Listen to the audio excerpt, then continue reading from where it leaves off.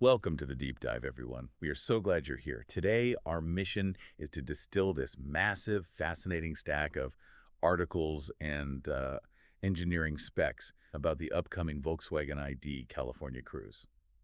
Yeah, and it is such an inspiring look at how some really creative engineering basically solved a seemingly impossible physics problem, just to keep the dream of the zero emission road trip alive. Exactly. And I mean, you know that feeling when you're packing for a flight on a budget airline and you step on the scale with your suitcase, just praying you aren't a single ounce over the limit? Oh, the absolute panic of the baggage drop, like every heavy sweater suddenly feels like a liability. Right. Well, that exact same baggage scale panic almost killed the electric camper van. It really did. And the massive roadblock here comes down to European licensing laws.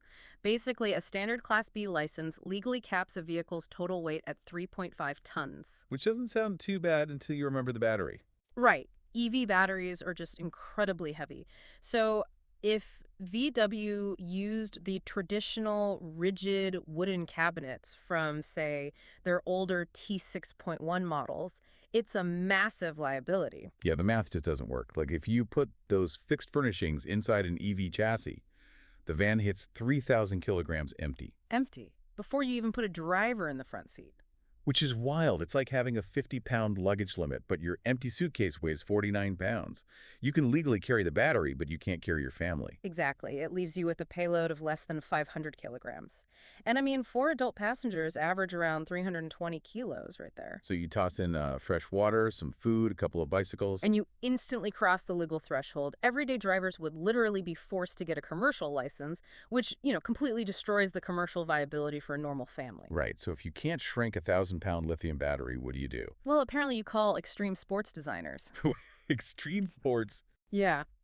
Since they couldn't shrink the batteries, VW had to radically rethink the camper's interior.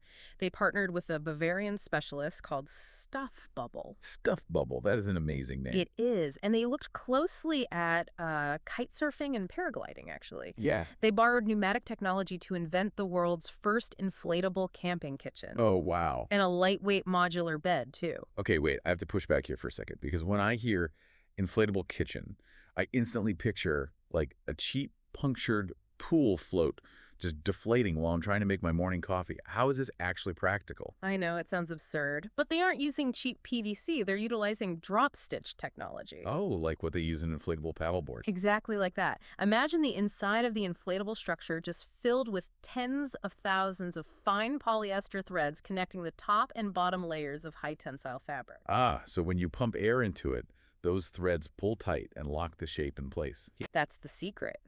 You inflate it to a very high pressure, and those internal threads prevent the fabric from bulging out like a balloon. Okay, that makes sense. Yeah, the resulting surface achieves the structural rigidity and stability of a hard wooden cabinet, but with basically none of the mass. That is wild.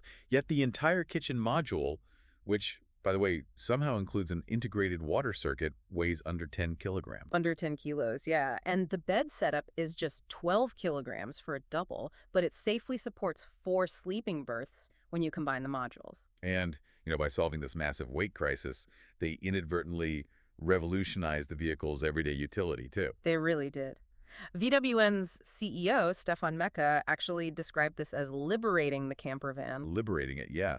Because, if your kitchen only weighs 20 pounds and deflates, you aren't dragging a massive block of timber out of your trunk. Yeah. A single person can remove these ultralight modules in just a few minutes. Right, you stash them in a corner of your garage, and your weekend camper instantly transforms into a high-capacity daily commuter. Or even a cargo van for the week. Exactly. It completely bridges that gap between a single-use recreational vehicle and a daily driver. It's just brilliant. So for everyone listening, if you want to see this pneumatic architecture in action, the prototype debuts at the Caravan Salon on August 28, 2026. Yeah, and that's ahead of its commercial launch in 2028. Well, we want to sincerely thank you all for your appreciated interest and dedication to learning with us today. Absolutely. It's such a fascinating look at the future of vehicle design. But before we go, it does leave us with a pretty provocative question to ponder. Oh, definitely.